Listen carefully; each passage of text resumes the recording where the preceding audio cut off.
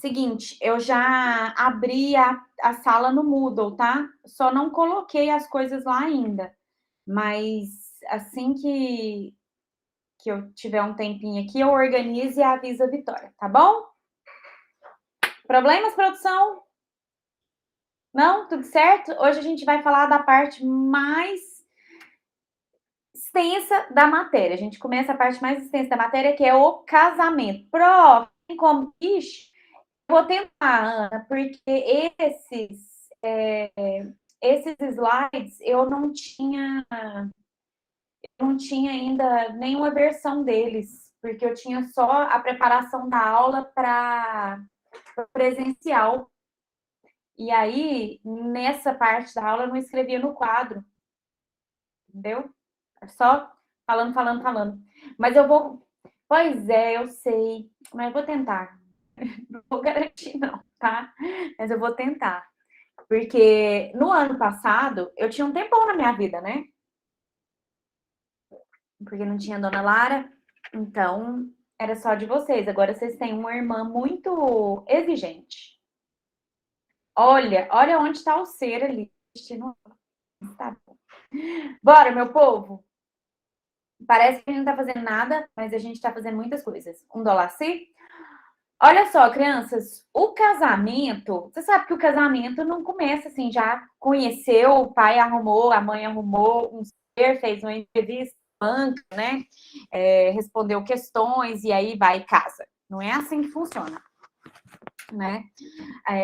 Primeiro você conhece, depois namora, assim, em tese, né? Tem gente que junta, tem gente que não, mas todos esses passos, todo o processo de conhecimento entre as pessoas, ele gera também ele pode gerar repercussões de ordem jurídica. Então, a gente vai começar a falar do casamento, mas primeiro a gente fala da parte da ficada, né? Será? E aí, eu trouxe aqui para vocês um julgado do TJ do Rio Grande do Sul. Ele é um pouco antigo, mas dá para você ter uma ideia do entendimento do né, da jurisprudência por aí. Qual que é a ideia que nós temos a partir disso? O vínculo emocional, afetivo, ele carrega uma carga de confiança entre as pessoas. Quer dizer, se eu já te conheço, né? A gente já ficou. E aí acontece alguma coisa entre nós, eu tendo a confiar mais em você e você em mim, porque nós já nos conhecemos, apesar de ainda não haver um namoro, tá? E aí, ó, nessa jurisprudência que nós temos aqui, essa primeira, tá falando aí de estupro de vulnerável, tá?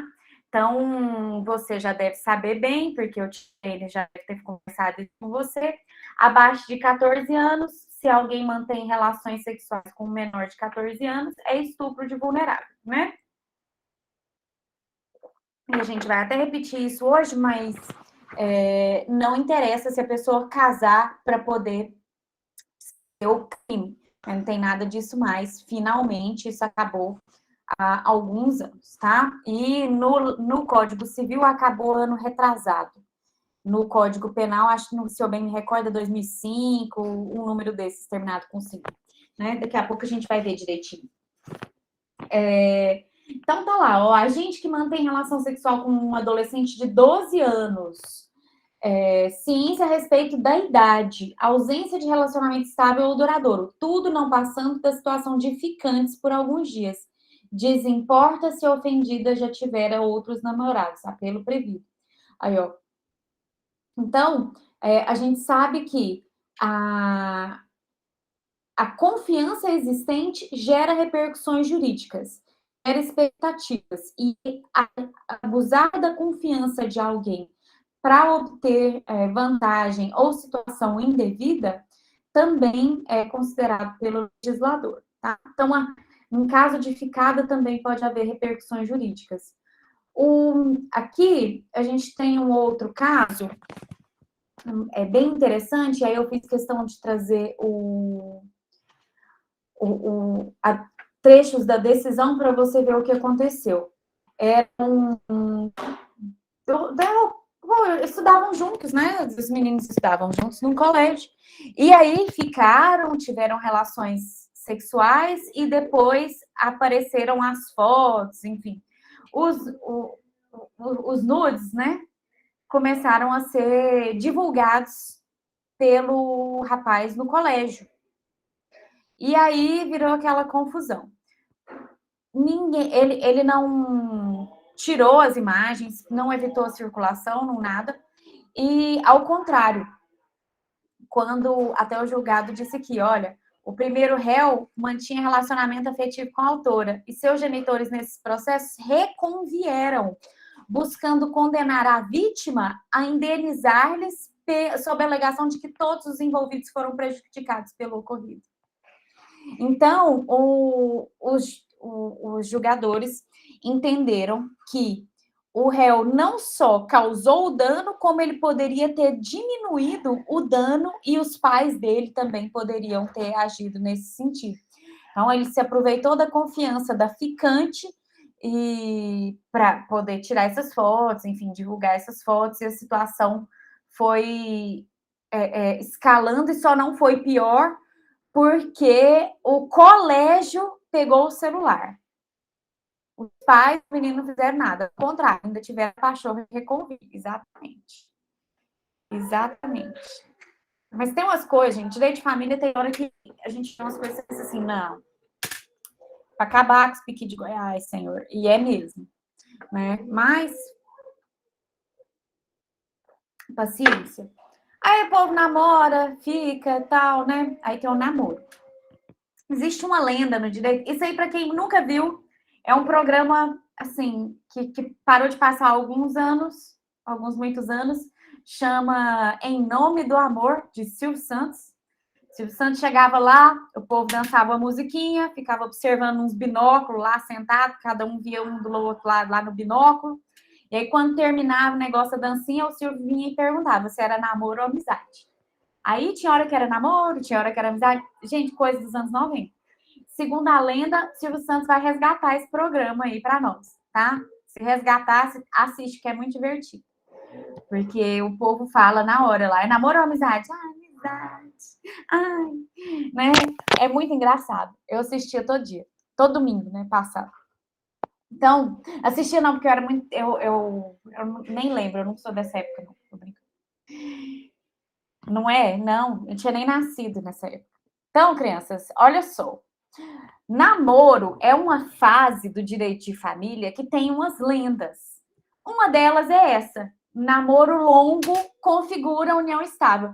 Ai, mas você já está namorando, já tem 10 anos, então é união estável. Não, não é união estável, não. Namoro é bem diferente de união estável, porque você precisa, apesar de ser um namoro longo, apesar de haver um namoro longo, se não houver aparência de casamento mínimo, dificilmente vai ser considerada uma união estável, tá? Porque tem que ter convivência pública, contínua e duradoura com o objetivo de constituir família. Só o fato de o namoro ser longo não indica tudo isso. Vocês moram em casas diferentes, vocês vocês saem com alguma regularidade. Ninguém dorme na casa do outro, assim. Não tem um dormindo na casa do outro a semana inteira e visitando os pais, entendeu?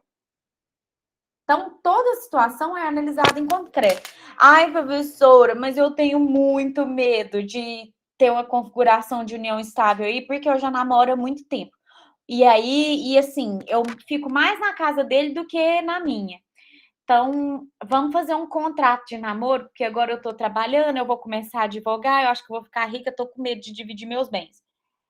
Uma pior bobeira que a pessoa faz na vida é fazer um contrato de namoro. Porque ela vai exatamente produzir provas daquilo que ela quer dizer que não existe. Porque se você faz um contrato de namoro para dizer que, na verdade, a sua união estável não é um namoro, bem, olha, você quer prova maior do que de união estável do que o fato de você estar preocupado de configurar a união estável? dá rata demais na vida. Então, o contrato de namoro é uma falácia jurídica, é uma lenda, tá? É uma latada maior que tem. Por quê? Você vai fazer um contrato dizendo que uma declaração de vontade expressa num contrato vale mais do que a circunstância real da vida? Para evitar isso, a gente já tem o 112 lá do Código Civil, ó. Nas declarações de vontade, você terá mais intenção elas consubstanciada do que o sentido literal da linguagem. Pode fazer contrato do que for. Se os fatos estiverem indicando a existência de união estável, não vai ser mais namoro. E a mesma coisa se você tem um namoro longo, mas não há convivência pública contínua e duradoura. Como assim? Você vai numa festa, aí se apresenta, esse aqui é meu marido? Porque se apresentar, esse aqui é meu namorado, e todo mundo sabe que é namorado, aí é diferente. Cadê convivência pública contínua e duradoura? Nisso, existe um problema que eu acho que eu até já comentei com vocês. Sabe aquele povo assim, quer fazer declaração de amor e vai lá no Facebook, no Instagram? No Instagram acho que não tem jeito, né? Mas vai lá no Facebook e fala assim: casou-se com fulano, sabe? Você quer convivência mais pública, mais duradoura e mais contínua do que declarar no Facebook que você está casado? E isso já foi recebido pelos tribunais por aí como indicativo de união estável, tá? Então você tem que tomar cuidado com aquilo que você declara publicamente. Outro exemplo de possibilidade de prova de união estável foi um que apareceu para mim num inventário. Inclusive eu fiz acordo nesse inventário esse ano, ele é de 2008. Consegui fazer acordo esse ano. Não, gente, inventário, se você pegar, pode cobrar bem caro, viu? Porque demora a vida. Nunca acaba o processo. Aí, o que aconteceu? O cara tinha essa namorada, e aí ele ficou doente. Sabe aquela doença esclerose lateral amiotrófica? Sabe? Já ouviu falar? Ficou famosa até uns anos atrás por causa daquela campanha, né, do povo balde de gelo, e aí uma doação, uns trem assim, para poder conscientizar as pessoas sobre a existência dessa doença. É uma doença degenerativa de cunho nervoso, né? A pessoa vai perdendo os movimentos, a possibilidade de controle de seus movimentos, mas ela está muito lúcida, ela fica lúcida até o final.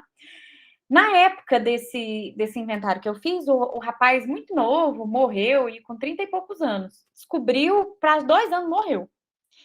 E aí, nessa história toda, ele era representante comercial e ele tinha uma namorada. A namorada foi cuidar dele e mudou para dentro da casa dele e começou a cuidar dos negócios dele. Até aí, beleza. Mas quando ele morreu, ela pegou todas as coisas, tudo que era dele, inclusive as fotos dele de criancinha, e levou embora. E a mãe, que era minha cliente, ficou sem nada, sem o patrimônio, e as fotos, né? Ela ficou muito sentida com esse negócio dessas fotos. A gente conseguiu reaver as fotos ano passado, dentro do processo de realização desse acordo, e esse ano a gente conseguiu terminar tudo, resolveu. Mas aí elas fizeram um acordo com o patrimônio. Mas o que foi o problema desse inventário? Ela entrou com ação de reconhecimento de união estável.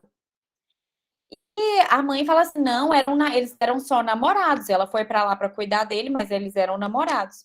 Aí ela junta lá na ação de reconhecimento de união estável comprovante de endereço dela na casa dele. Junta também uma ação de clube, que ele, para poder entrar no clube de graça, escreveu o quê? União estável dependente. Aí foi a partir desse dia que foi reconhecida a união estável no processo. O juízo usou essa data do clube, do contrato do clube, manifestação pública e duradoura de constituição de família. Ele declarou a união estável, escreveu lá com a letrinha dele lá na ação do clube. Então, se ele falou que era, então era mesmo, né? Aí, a partir desse momento, começou a contar o regime de bens. Entendeu? Então, a pessoa muitas vezes faz essas coisas assim, né, para poder obter uma vantagem aí qualquer, e esquece que tudo que você diz e que você manifesta tem repercussões jurídicas, né? Rebeca, se tiver café, eu quero, viu? Ainda não tomei café, não. Problemas, meu povo? O meu é chá. Então tá, olha só. E aí, além disso, a gente ainda tem a responsabilidade pela. Vai, Igor, vai, mas põe no volume bem alto, que é para você poder ficar me escutando. Além disso, a gente tem a responsabilidade pela quebra de confiança em casos de ruptura de noivado. Ai, professora, mas eu tenho que casar agora eu sou obrigada a casar? Pedir, tem que casar? Não, não tem que casar, não. Mas o gasto com a festa, esse você tem que pagar. Você quer desistir? Você desiste antes de gastar dinheiro, que é mais barato. Palhaçada, gente. A pessoa vai lá, tem aquele trabalhão para montar negócio de festa, tanto de festa de casamento dá trabalho. Aí, quando chega lá no dia do vamos ver, fala que, ai, resolvi que eu não vou casar. Não, então tem que pagar. Tá aí, ó, decisãozinha aqui para você, ó, responsabilidade civil objetiva por abuso de direito nos termos do 187 do Código Civil. O réu, sabendo que poderia casar, confessa ter iludido a noiva por falta de coragem de lhe contar a verdade. É porque ele já era casado. Aí, no dia do casamento, eu nem coloquei aqui, mas a decisão inteira é muito engraçada. Porque no dia do casamento, ele pega e escreve uma carta para os pais dela, falando que ele já era casado, que ele amava.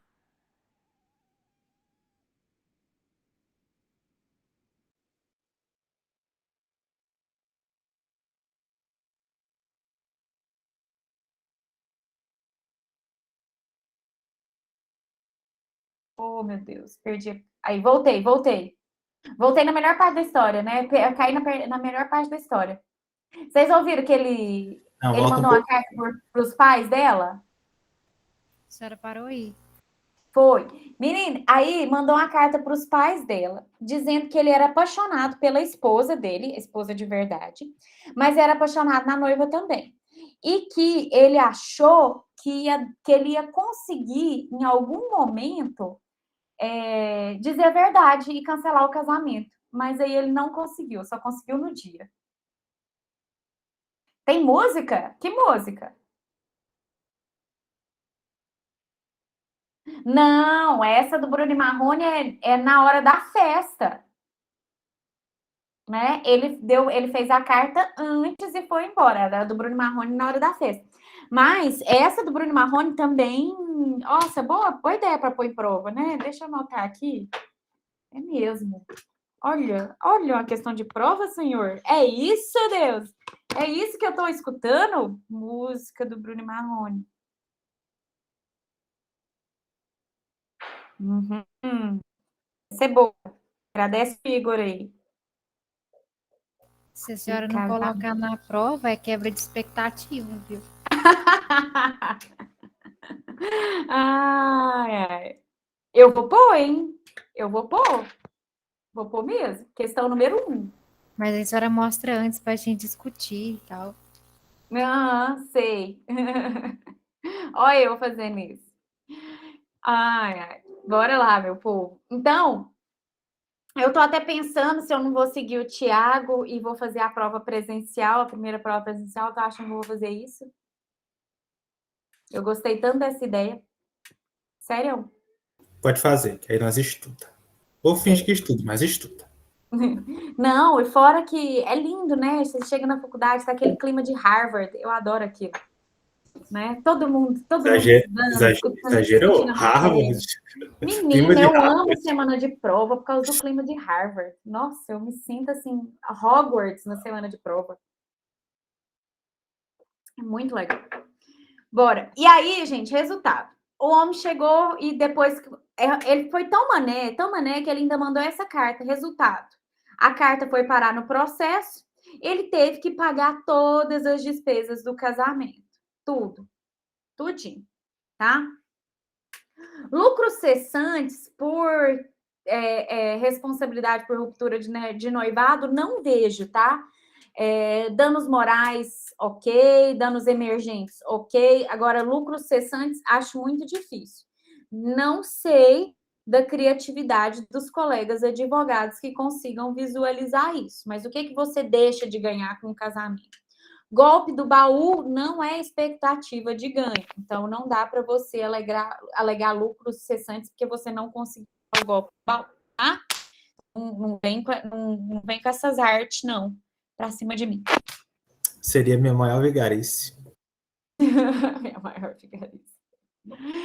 Bora lá, povo. Aí, ó, a união estável a gente vai tratar depois com mais detalhe, mas só para você já ter aí, o artigo 1723 define a união estável como uma entidade familiar caracterizada, configurada quando existe convivência pública, contínua e duradoura com o objetivo de constituição de família.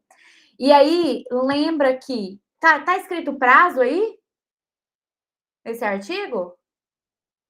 Não, né? Prof, por que o povo fala daqui é prazo, então? É por causa de previdenciário, né, não? Porque tinha legislação anterior, 1995, um tanto assim, e tinha entendimento na jurisprudência a respeito de prazos. Hoje, não. Acabou. Desde o Código Civil de 2002, aliás, isso está superado, né? Então, já vai fazer quase 20 anos que isso está superado, mas a lenda permanece. Você viu tanto que o negócio é sério. O povo acha que é 3 anos, é 5 anos, é 1000 anos. Tem nada disso. Um mês, dependendo do caso, já dá a união estável. E se for configurada a união estável, o que começa a correr? Deveres e obrigações recíprocas entre os conviventes e, principalmente, o regime de bens.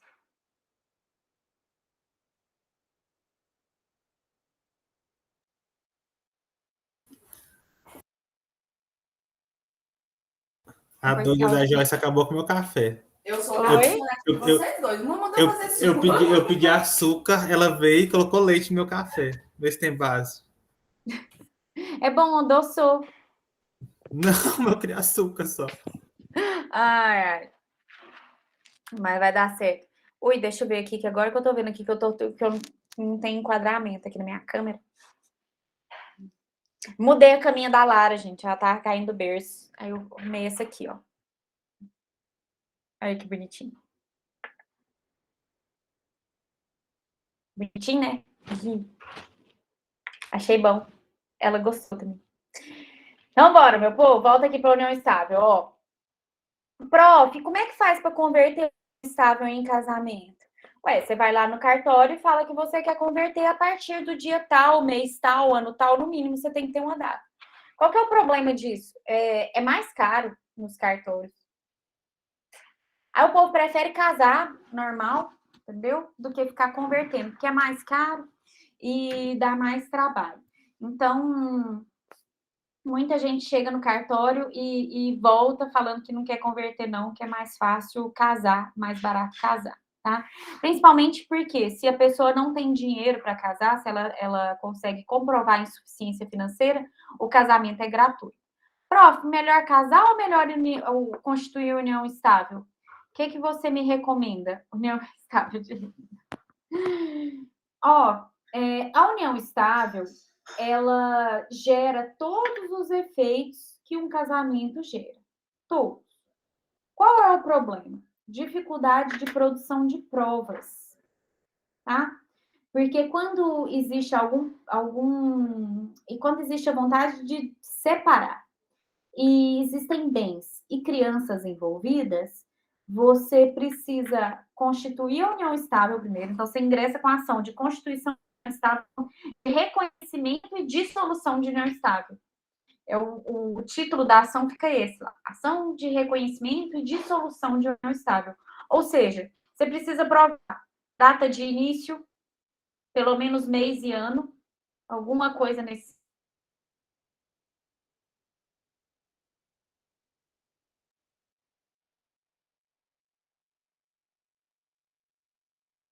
acontece tanta coisa nessa vida, e acho que no nosso a gente vai ter essa oportunidade. Essa semana me apareceu no MPJ coleguinha que tinha 3 uniões estáveis no cartório. Em cada união estável, ele tinha um filho diferente. O cara, gente, ele achava... Sabe aquele povo assim, nossa, engravidei, tem que casar? Aí ele era desses. Aí ele foi lá e engravidou 3 mulheres e com as 3 ele constituiu união estável para poder reconhecer o filho, entendeu? Vou falar que não é ético? É ético. Então, pois é. Aí aparece lá no MPJ querendo saber o que faz agora, porque ia casar, o que ia fazer, querendo dissolver os 2 vínculos antigos, e aí o terceiro ele ia ficar. Essa mais recente ele que ele tá gostando mesmo. Então, ele ficou com essa última, entendeu? Mas olha só, acontece ele gosta tudo. mais dela, não, porque é mais recente. Ele já não enjoou, entendeu? Não sei. Não sabemos. Agora vai. Então, aí pensa, nesse caso, ele até colaborou, porque ele tinha documentação, você não precisa ficar comprovando início de vínculo, né? Mas tem que dissolver esses vínculos tudo. Olha que marmota. Gente, o povo aparece com cada um que você pensa assim, não. Mas, né? Então, dá trabalho para você resolver isso. Eu tive um caso no escritório, uns anos atrás, que o cara, ele tinha união estável com a mulher, tinha 2 filhos, né? Tudo bonitinho e tal. E aí, ele foi morar nos Estados Unidos para trabalhar e ela foi morar na Inglaterra para trabalhar. Simples assim. E continuaram casados, entendeu? Continuaram em união estável. Só que passou um tempo, aí coisas aconteceram, entendeu? Chifres para lá, chifres para cá, eles resolveram terminar. Mais nada de fazer documentação nem de nada. Nunca tinha documento de nada. Qual foi o problema? Ela pegou os meninos, pegou a casa e vendeu. E ele lá nos Estados Unidos, descambando de lá para cá para poder recuperar os meninos e a casa. Diz que os meninos estavam na casa de não sei quem, jogado, e virou uma confusão danada. Aí passou uns anos também, no dia da audiência, ela apareceu. Foi uns 2, 3 anos enrolado com esse trem. Aí ela apareceu no dia da audiência. Chegou lá, a gente fez o acordo na audiência, e ele saiu chamando ela lá de apelidinhas para tomar sorvete. Pergunta, será que voltou? Eu até hoje não sei se eles voltaram, o que aconteceu, mas tudo indicava que amor havia ali. Não, mas já tem trem demais que acontece com a gente nessa vida de família. Eu já tive gente pedindo para voltar na frente do juiz. É trem assim, surreal. Teve uma reprise, teve. Então, tem esse flashback, a gente nunca sabe. E a união estável, quando tem flashback, gente, é atada. Eu já fiz divórcio da mesma pessoa 2 vezes. Divórcio. Foi união estável, não. Mas dizem as más línguas que eles estão juntos até hoje. Não sei.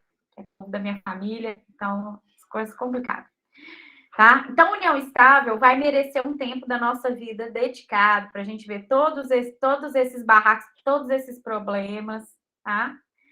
E aí a gente vai ver com cuidado isso daí. O casamento está ali a partir do 1511 do seu Código Civil, tá? E para o casamento não existe definição legislativa, não na nossa legislação. Você vai ver aí, ó, que o casamento só fala que é a comunhão de vida com base na igualdade de direitos e deveres dos cônjuges, tá? Nosso casamento é reconhecido pela legislação, é o casamento civil, tá? Então, o casamento religioso pode ter efeitos civis desde que submetido ao conhecimento do juízo de paz, né? E que passe pelos mesmos critérios de celebração que estão escritos aí no código. Depois a gente vai ver a celebração do casamento, como é que faz. Você vai aprender como é que celebra.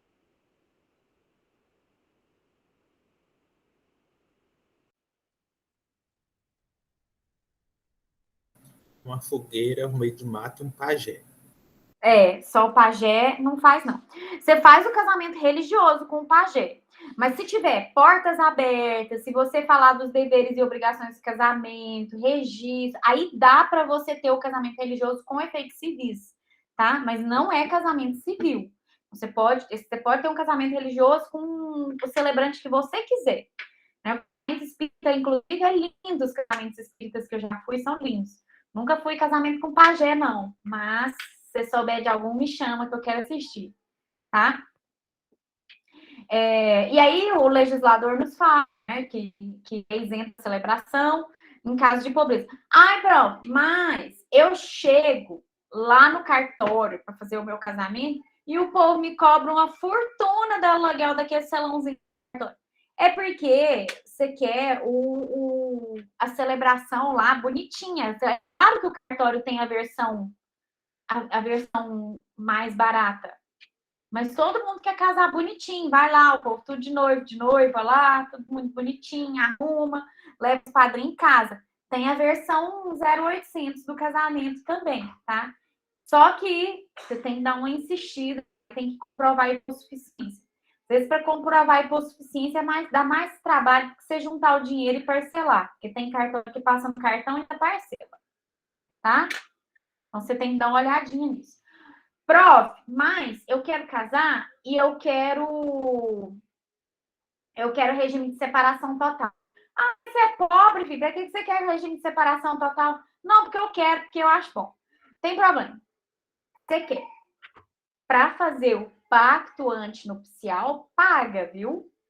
E é outra taxa. Casamento é uma coisa. Pacto antinupcial é outra. O pacto antinupcial é o documento que os noivos assinam para estabelecer regime de bens diferente do regime convencional. Regime convencional é comunhão parcial. Você não falar nada nessa vida, chega lá, ai, quero casar, sim. Então vai passar o tempo dos proclamas, né? Os 15 dias dos proclamas. Dependendo do município e do cartório, tem mais tempo também. Mas a gente vai falar disso depois. Aqui em Goiânia, acho que estava dando 30 dias. Não sei como é que tá agora, tá? Tem tempo que eu não acompanho casamento. Mas o povo, muitas vezes, não procura advogado para casar. Para ver se vai querer regime de bens, o que vai acontecer. Esse ano, eu acompanhei um casal discutindo isso. Postura extremamente responsável, né? Um cliente meu, que já tinha feito um divórcio, né? Aí ele, depois de passar por um. Ah, eu não sei se eu já contei esse. O cara que saiu do casamento com o violão e o Xbox. Não. Ele divorciou quando chegou lá, foi fazer acordo, né? Não era eu, não, acompanhando esse homem, senão não tinha deixado ele fazer essa bobeira. E aí, ele me procurou para revisão de pensão depois. Aí, gente, eu sei que na hora lá, o povo pressionando ele para fazer acordo, ele, não, eu só quero o meu violão e o Xbox. E ela ficou com a empresa, com a casa, com tudo. E ele saiu com o violão, o Xbox, um monte de dívida, uma casa caindo aos pedaços, que é onde ele mora hoje. Ele levou a plantinha da maconha também, que eu tenho certeza. E se tivesse levado, não tava tão ruim, não tava uma cor tão ruim. Tinha pensado melhor, tava com a mente livre, né? Mas me fez esse acordo, depois apareceu lá. Aí, quando foi esse ano, ele quer casar de novo. Falou, não, doutora, porque da outra vez eu achei que foi muito ruim o meu acordo, eu achei que deu tudo muito errado. Então, agora a gente quer pensar bem para a gente poder casar e ter uma decisão informada a respeito do casamento, do regime de bens e das possibilidades de separação e morte. O que é que acontece? Por quê? Por causa do corona, ele ficou preocupado. Ai, que bom, né? Alguém. E aí resolveu fazer essa consulta lá comigo. Fui lá explicar o casamento, né? Para eles. Mas a maioria, gente, não faz isso. Casa e ao contrário, tem algum de vocês está trabalhando em cartório ou já trabalhou? Não?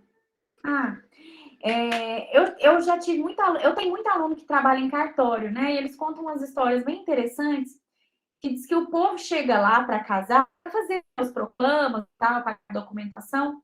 E aí, quando chega, que a pessoa pergunta, vocês vão querer fazer opção por regime de bens? Aí um olha para o outro, ninguém nunca tinha conversado nada disso. E quando alguém fala, alguém decide perguntar qual que é a diferença, menino, tem muito casamento que acaba nessa hora. Sabia? O povo não sabe. O povo não sabe. Então, se vai casar, lembra que é comunhão plena de vida, mas não necessariamente essa comunhão plena de vida inclui a comunhão plena de bens. Por um bom tempo, o regime de bens de comunhão universal era o regime geral. Depois passou a ser a comunhão parcial e hoje, né, até hoje é a comunhão parcial.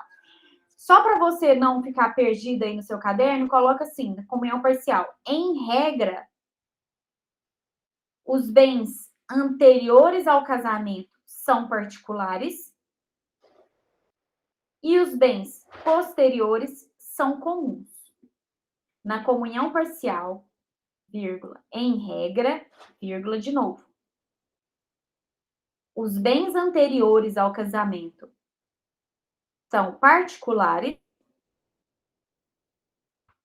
e os bens posteriores são comuns. Por que em regra? Porque a legislação e a jurisprudência trazem um monte de exceções. A gente vai ver. Tá? Esse é o regime geral. Mas você pode fazer opção tanto antes do casamento quanto no decorrer do casamento. Mas a troca do regime de bens tem que ser justificada para não prejudicar direitos de terceiros, tá bom? Aí tá aí, né? Seguindo aqui na nossa vida, como o legislador não define, abre espaço para a doutrina inventar coisas. Então, os doutrinadores discutem a natureza jurídica do casamento, ou seja, o que é o casamento dentro do direito.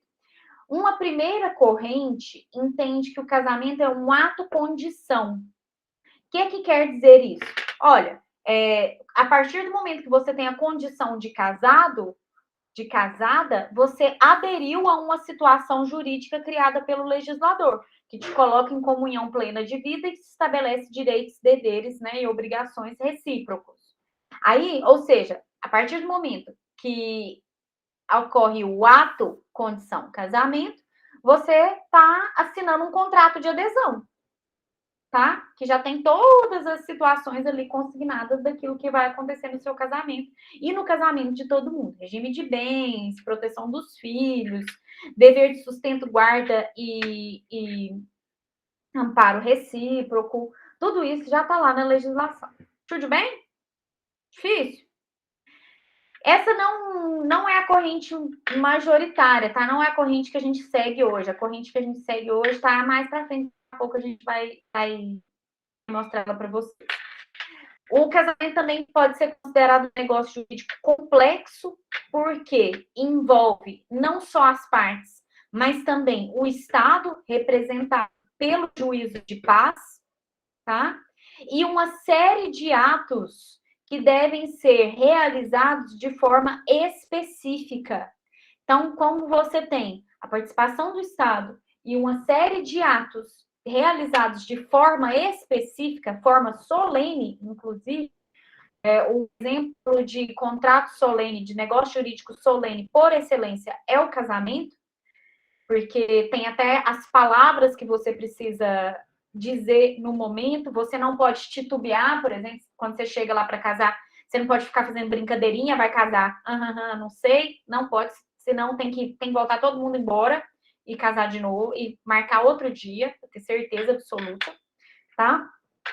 Então, é um negócio jurídico complexo, tá?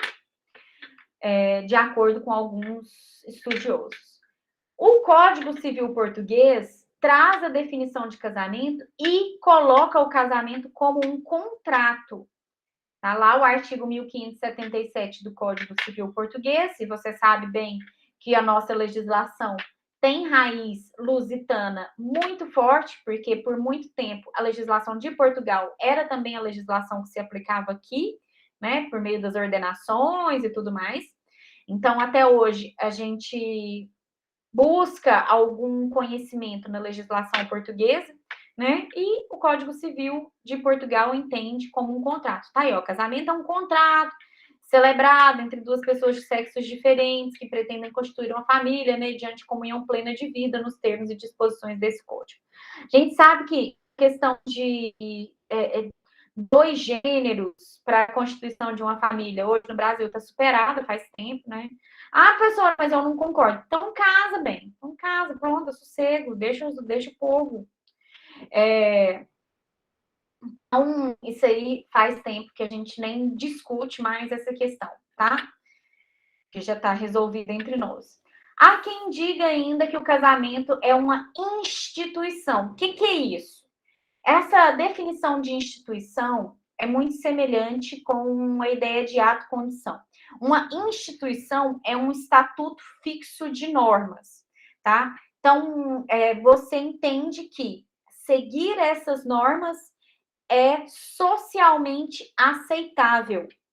Por ser socialmente aceitável, você resolve aderir a essa instituição, tá? Então, o casamento é uma instituição, é uma situação de normas e consequências que são socialmente aceitáveis e desejáveis em alguns casos, né, por algumas pessoas. E aí, elas aderem a essa instituição. É uma instituição, não é um contrato. Tá? Professora, repercussões práticas de ser uma instituição? Não, não tem não. Prática não. Só o povo mesmo do direito que gosta da classificação. Tem ainda o Tartucci, que diz que o casamento tem natureza mista. Ele é um contrato no momento da sua formação e é uma instituição quando você trata dos efeitos, tá? É boa a definição do Tartucci, tá? O Tartucci é um autor muito, muito citado, inclusive pelos tribunais, então compensa sempre você saber o que eles estão tendo. Eu, particularmente, gosto da definição de contrato especial de direito de família, que é dado pelo Stolz e pelo Pamplona Filho, que entende que o casamento é essa comunidade de afeto, né, de direitos e deveres, e coloca o casamento como um local de realização da felicidade das pessoas, tá? A pessoa se casa para isso, para buscar a felicidade, que é a função social da família. A gente já tratou disso na semana passada, coloquei aí para você poder lembrar, tá? Então, a gente falou semana passada, né? Porque semana passada foi feriado. Mas no nosso último encontro a gente falou da função social da família, que é o local de realização de felicidade dos sonhos das pessoas. Se não for para isso, para que você vai casar? Porque se a gente considerar a função social da família,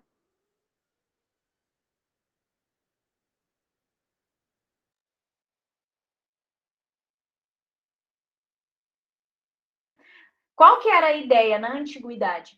Entre os romanos, entre os indianos, havia uma preocupação muito grande com a preservação do patrimônio e do culto das famílias.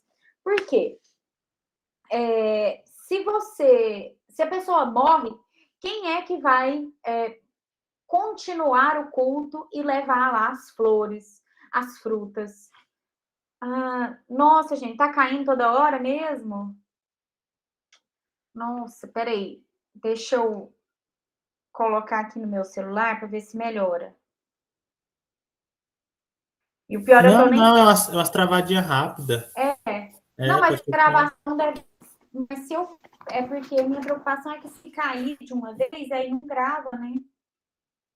Bom, mas eu tô com o meu 4G aqui. Qualquer coisa... Minha internet anda assim. Dá o horário que todo mundo liga aqui no condomínio, ela resolve travar. Aí dá 7 horas da noite o negócio para. Vou ligar lá para reclamar de novo. Vamos ver. Não, fala não. Minha internet era tão boa, ano passado não dava problema nenhum, né? Alguém fuçou aqui nos fios, petecou o trem. Bora, pô. Então, ó, na antiguidade, como é que funcionava isso? Até os ritos do casamento hoje têm uma semelhança muito grande com as práticas que se tinha na Índia e em Roma, na Roma antiga, né? Então, hoje, como é que faz? O pai, a cerimônia cristã típica, né? O pai leva a noiva, entrega para o noivo, não é isso? Não faz assim? Vai lá, entrega e tal, não sei o quê, e aí segue dali para frente. E é o pai que entrega para o noivo. Por quê? Na Roma antiga, na Índia antiga, e na Índia até hoje, o povo sai da casa da noiva, todo mundo, uma procissão, e vai até a casa do noivo, né?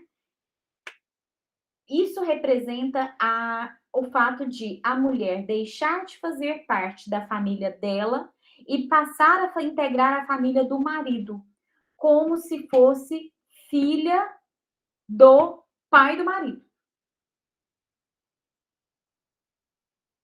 Em termos de herança, era assim, tá? Qual era a preocupação? Uai, olha a preocupação do povo. Uai, se meu filho morrer, ela vai ficar com a minha herança? Com o meu dinheiro? Não, Deus me livre. Então, ela saía da família dela, ia para a família do marido, cortava todos os vínculos, tá? Se os pais dela morressem, os pais dela, quando morrerem, ela não herda nada. Podia ser a pessoa mais rica que tinha, né? Isso justificava também o sistema de dote. Você sabe para que serve o dote? Para que servia, né, o dote? Era para isso. Quando a pessoa casa, a mulher casa, se ela tem um dote, caso ela se divorcie, ela recebe o dote que é dela de volta, para ela poder tocar a vida dela, entendeu? Então, a pessoa ter um dote era para isso. Não é, ai, meu marido vai ficar rico com o meu dote. Não. O dote era a garantia da mulher de que, se ela se divorciasse, ela tinha meios de manter a sua própria sobrevivência. Entendeu?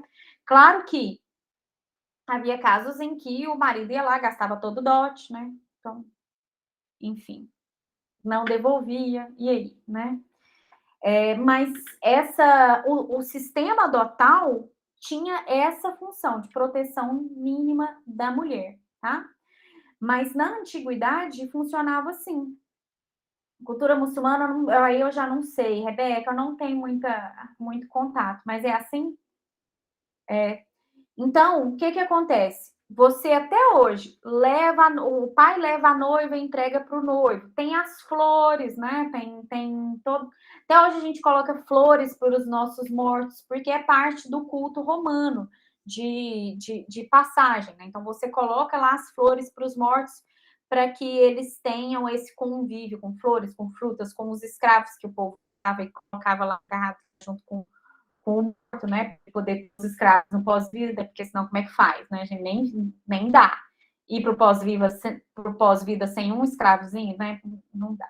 Então o povo matava os escravos, colocava lá. Hoje a gente leva flor, leva vela, né? E a vela representa o fogo sagrado das religiões romanas e indianas antigas, que precisava ser cultuado. Então, tinha um lugar na casa em que as pessoas acendiam esse fogo, e esse fogo era mantido aceso sempre, né? Não podia apagar o fogo. A preocupação com apagar o fogo da família era muito grande. Então, se você permitia que o vínculo familiar se dissolvesse de tal modo que não houvesse alguém para manter esse fogo vivo, era uma preocupação muito grande, porque o morto ficava desamparado do outro lado.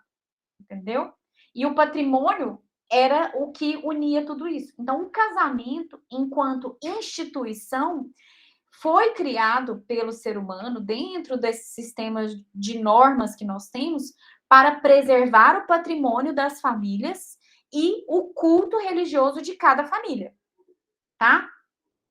esse negócio de amor, de realização pessoal, busca pela felicidade, isso é novo, isso é do século XX para cá. Por isso que o povo, até hoje, né, a gente tem essa notícia dos casamentos arranjados, porque o casamento nunca foi vinculado à felicidade. Essa é novidade do século XX. Então, essa história, eu tô casando porque eu quero ser feliz, isso é novo para nós, tá? Era só patrimonial mesmo. Entendendo isso, a gente consegue perceber por que a união estável era uma figura tão mal vista, tá? Porque se você constitui união estável, que segurança você tem de patrimônio e de culto da sua família? O concubinato, né, como se dizia antigamente, e mesmo na época dos romanos, a gente falava em concubinato, não em união estável, era uma figura extremamente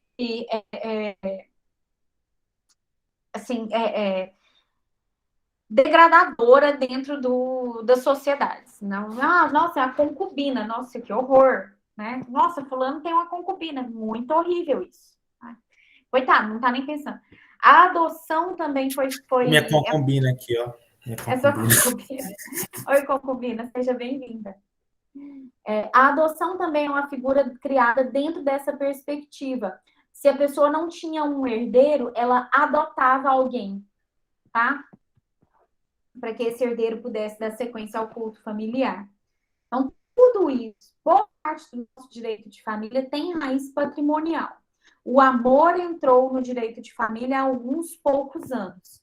Se for para eu chutar aí, não tem nem uns 50 anos que esse negócio está cristalizado na nossa história. Tanto que o grande problema do pessoal de direito de família era, mas se morrer, eu herdo duas heranças? Se eu tenho dois pais, eu tenho duas heranças? E se eu morrer, o meu dinheiro vai para o filho da fulana?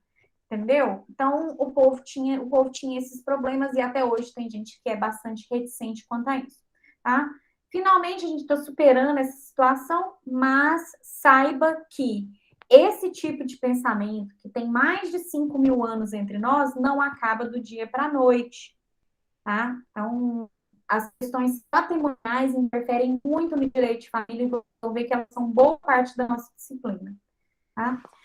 Tá aí, passando para frente. Capacidade para o casamento não é só se você já sabe cozinhar, isso não tem nada a ver com a sua possibilidade de casar, tá? Mas para você casar hoje, você tem que ter 16 anos. Só isso. 16 anos, se você tiver 16 anos, aí pode casar. Se tiver autorização dos pais, porque você é menor de idade, então, né, é relativamente incapaz. Então, não é assim, tenho 16 anos, estou apaixonado, vou me casar. Não, precisa de autorização dos genitores para casar, tá? É um ponto positivo.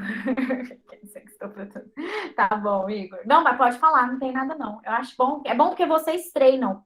Porque eu cheguei no presencial lá na outra faculdade onde eu dou aula e o povo não faz uma gracinha, eu fico órfã. É muito ruim. Muito ruim. Tô parecendo que eu tô sozinha conversando. É péssimo. Mal sabia a senhora que eu faria gracinha por eles e por nós. Mas eu sinto falta de vocês, gente. Nossa, eu tô doida pra voltar. Doida pra voltar. E vocês viram quem eu consegui convencer para fazer o PSS de trabalho? Maria Isabel. É da aula de trabalho para vocês. Pois é. Eu sou muito esperta, gente. Bora. Então, a gente tem duas figuras na legislação. Casamento cigano. Pois é. Não pode. Não pode. E a gente vai falar disso aqui, daqui 2 segundos. Oi, meu Deus. Volta a tela. Aqui, Daqui 2 segundos a gente vai falar disso. Porque, olha só, Antes, a gente tinha o artigo 1520 que falava assim, ó, excepcionalmente será permitido o casamento de quem ainda não alcançou a idade núbil para evitar imposição ou cumprimento de pena criminal, caiu faz tempo, ou em caso de gravidez. Isso ficou assim, gente, no nosso código até 2019. Pessoa com menos de 16 anos, para evitar uma condenação criminal do cara que agiu que estuprou vulnerável, né? Pessoa estupro de vulnerável, ia lá e casava. Até 2019. Tinha legislação no Código Civil que entendia assim. Tá claro que no Código Penal já tinha caído uns antes, mas no Código Civil ainda estava, tinha doutrina e tribunais que entendiam que essa possibilidade ainda era válida. Então, para você sair de uma acusação de estupro de vulnerável, vai lá e casa. Bonito, né? Sofrimento 2 vezes. Uma com estupro e outra com o casamento. Mas muitas vezes até pior. E no Código Civil de 16, eu até coloquei aí, ó, para você, que no caso do 1520, que esse artigo, né, foi importado do Código Civil de 16, era possível, olha que legal, a separação de corpos até a pessoa completar a maioridade. Então é assim, ó, você já foi estuprada, né, tá grávida, e para você não ficar desonrada, você casa. Mas aí você não precisa manter conjunção carnal com o seu cônjuge até a maioridade. Depois da maioridade, o cônjuge tinha direito à conjunção carnal. Seja bem-vinda a 1916 até 2002, tá? Então, para você que acha que a gente está muito evoluída, até 2002 a legislação era assim. Existia direito à conjunção carnal. É absurdo, né? É terrível. E até 2019 esse artigo foi mantido aí. Claro que não tinha essa questão da previsão de separação de corpos e tudo mais. Mas de 2019 para cá, a gente mudou o 1520 e tá lá, ó. Não será permitido em qualquer caso. E esse do cigano, se quiser casar com 12 anos também não pode. O casamento de quem não atingiu a idade núbil, observado o disposto 1517, que é justamente a idade de 16 anos para a pessoa se casar, tá? Existe uma diferença dentro da legislação entre capacidade para casamento e os impedimentos para o casamento.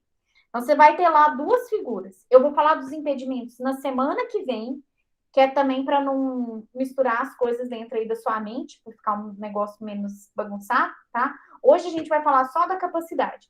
A capacidade do casamento é a sua possibilidade ou impossibilidade de se casar, independentemente da pessoa com quem você se casa, tá? Não interessa se você vai casar com um príncipe, com uma princesa, com um primo, não interessa, tá? A questão é, você não pode casar, porque você não tem ainda os 16 anos. Tá? Os impedimentos não, os impedimentos geram nulidade do casamento, mas isso só acontece em situações específicas. Você não pode casar com essa pessoa, com qualquer outra, né? Que não esteja dentro dos casos de impedimentos, você pode casar, não tem nenhum problema, tudo bem? De outro modo, o casamento será nulo em razão dos impedimentos que recaem sobre ele. Um caso de nulidade que foi revogado pelo Estatuto da Pessoa com Deficiência em 2015 foi esse dos enfermos mentais, que também deixaram de ser absolutamente incapazes. Você lembra que o artigo 3º do Código Civil foi alterado por esse mesmo estatuto, né? E a gente até falou disso. Olha, a pessoa que seja relativamente incapaz, é relativamente incapaz para os atos patrimoniais. Os atos existenciais, ou seja, a manutenção de um vínculo afetivo com alguém por meio do casamento é um ato existencial. Essa parte não tem nada a ver com dinheiro. Então, como você proíbe uma pessoa de casar? Né? É aquela história, principalmente das pessoas que têm síndrome de Down, né? Não podia casar porque era enfermo mental. Para, né, gente? Para com isso. A humanidade, nesse ponto, também melhorou. Foi uma coisa boa, né?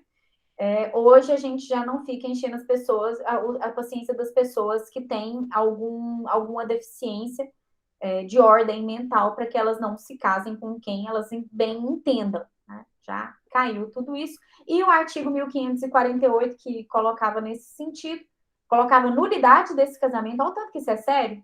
Nulidade do casamento. Ah, não, deixa casar, é nulo todo jeito. É muito feio isso. Mas foi revogado em 2015, tá?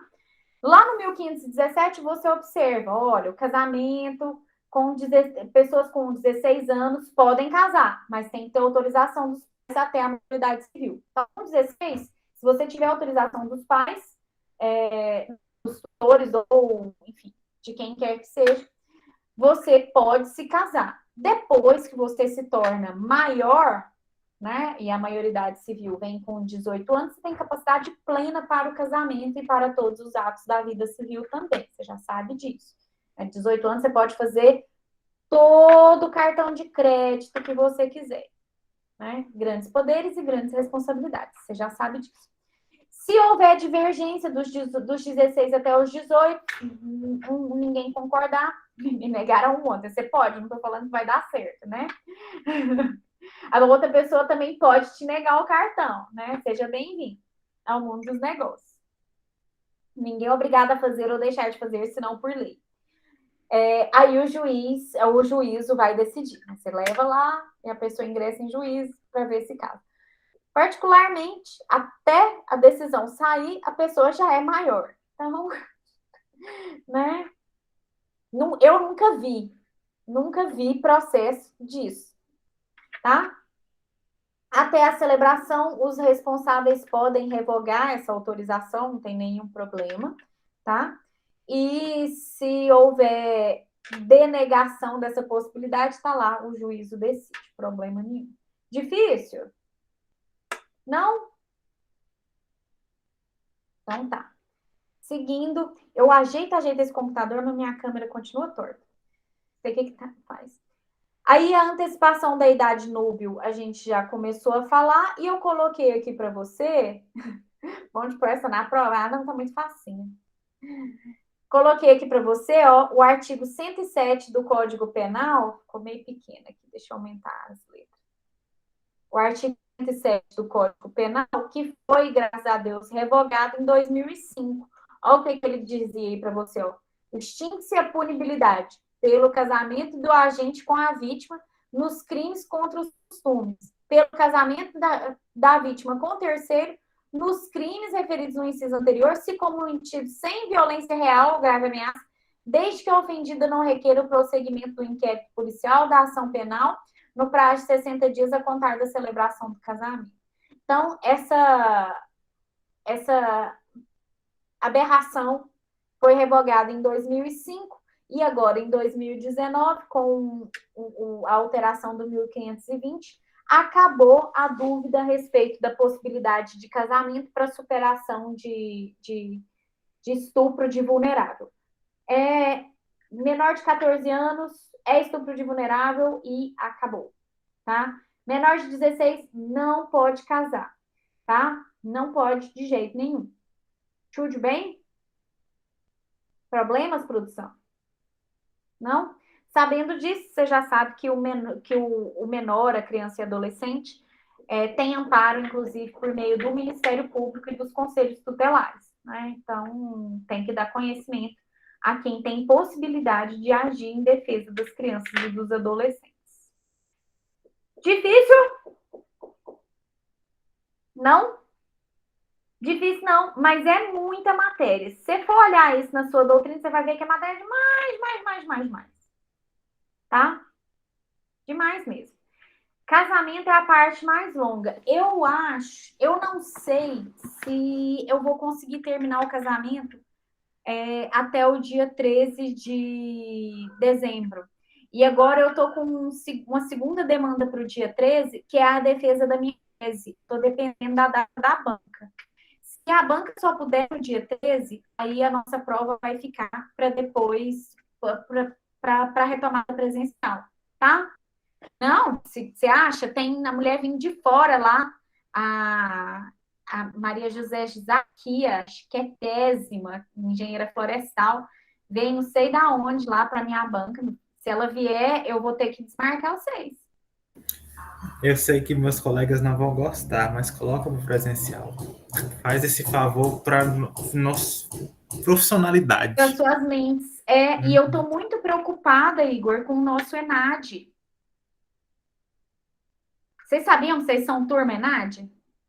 Vocês Não, eu sabem pensei que era a disso? turma da Joyce. Entendeu? E aí, a gente tem que sair bem nesse ENAD, a gente vai ter que praticar, fazer prova em estilo ENAD. Não que a gente já não faça, né? Mas eu preciso muito ver vocês dando certo. Mas, infelizmente, a gente precisa fazer essas encrencas dessas provas para poder virar a gente na vida, né?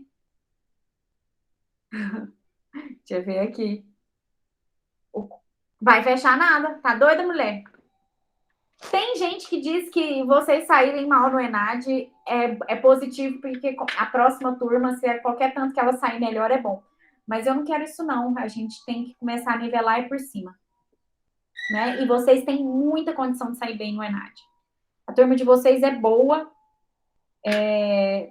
Antes da pandemia, a gente já sabe, né? Vocês saíam bem nas avaliações e a gente, nós, professores, a nossa ideia era botar para, né, moer mesmo. Então, acho que a gente tem toda a condição de sair bem nesse ENAD. E colocar o parâmetro lá em cima, gente. Deus me livre. Ora, já pensou? Vocês estão bonitinhos, saem mal no ENAD? Não. Então, a gente vai colaborar com vocês nesse sentido. A gente vai fazer as provas seguindo o padrão de questão, mais para vocês se acostumarem, né, com aquele padrão de questão, em tal coisa, por quê, não sei o quê, a primeira justifica a segunda, mais para vocês acostumarem com esse padrão, mas acho que a gente tem que colocar a nossa vida para andar, né? No meu caso, especificamente, se a prova só vai sair do dia 13 de dezembro, se for a minha defesa de doutorado. Eu vou ter essa notícia entre hoje ou amanhã, tá? E aí eu vou colocar a sua presença na minha defesa como facultativo. Se você quiser assistir, se não estiver fazendo nada, você vai. Mas eu estou tentando marcar para o período vespertino, para a gente poder ter a aula no dia 13. Se eu não conseguir, aí a gente vê o que vai fazer. Tudo bem? Vai fazer um cartazinho. Tá bom. Tá certo. Não, mas vai ser bom contar com vocês lá, independentemente do dia, tá bom? Eu acho ótimo, ótimo, ótimo, ótimo. Crianças, por hoje é só. Eu não vou dar matéria de mais num dia só, não, porque senão vocês vão surtar quando vocês virem isso na doutrina. E leiam, estudem. Vocês já acharam a doutrina para chamar de vocês? Estão aproveitando as Black Fridays? Aproveita as Black Fridays, viu? Se você não comprou ainda um vademecum para o retorno, compre, meu bem, compre, tá? Compre alguma coisa aí para você chamar de vademecum no retorno. Lembrando que Ganhei um da esse Cátia Abreu. vademecum... Pedi para ela, ela me deu. Falei, muito bem. E eu vou falar uma outra coisa para você, Igor, que é para você lembrar. Esse vademecum que você vai comprar agora, comece a preparar esse material para usar na sua OAB. Você vai fazer OAB, a segunda fase em quê? É civil? É penal? É em quê? Lembra que você não pode anotar nada, tá? Você só pode sublinhar com os suas canetas de cores diferentes. Então, comece a preparar uma legenda, comece a sublinhar. Por quê? Você não vai conseguir sublinhar esse código todo antes da prova. Se você compra o vademecum agora e começa a sublinhar, mexer, montar para sua OAB, você já vademecum 2019 não, palhaçada. Você já começa a se preparar para esse momento na sua vida, tá? para sua segunda fase. Então, já pega o vadimécum, lembra que você não pode rabiscar ele todinho. Se for para você querer fazer uma... Não dá para fazer collagen, não dá prova de consulta mesmo, né? Então, já sublinha, pega o edital da OAB, lê e vê o que é que você pode, o que você não pode fazer. Compra o vadimécum, porque você já chega lá bonitinho para o semestre que vem. Porque no 9º período, a sua OAB já está valendo. E semestre que vem já tem TCC, depois no final do ano começa a sua OAB valendo, tá? Então, compra o seu vadimécum já pensando nisso. Amém?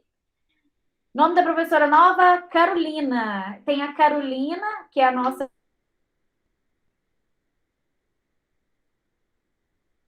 Carolina Gonçalves Lima. E a professora Travou bem na hora. Melo. Travou bem na hora. Ó, professoras novas, Carolina Gonçalves Lima. Ah, escrevi errado, Lima. E Maria Isabel Melo. Tá? A senhora Maria Isabel mexe com família e trabalho. Ela vai dar aula de trabalho para vocês. E vai visitar em direito de família só. Mas vai dar tudo certo. Gente, eu nem acredito que consegui convencer a Bebel a fazer o PSS. Ai, é muito bom. Tá? Vocês vão escutar o nome dela como Bebel. Tributária é a Carol. E prática também. Prática penal. Tá? Tudo bem, meu povo? Vai dar certo? Temos dúvidas, perguntas, questionamentos, indagações? Vou parar a gravação aqui, caso você tenha. E fim da nossa gravação. Chupi.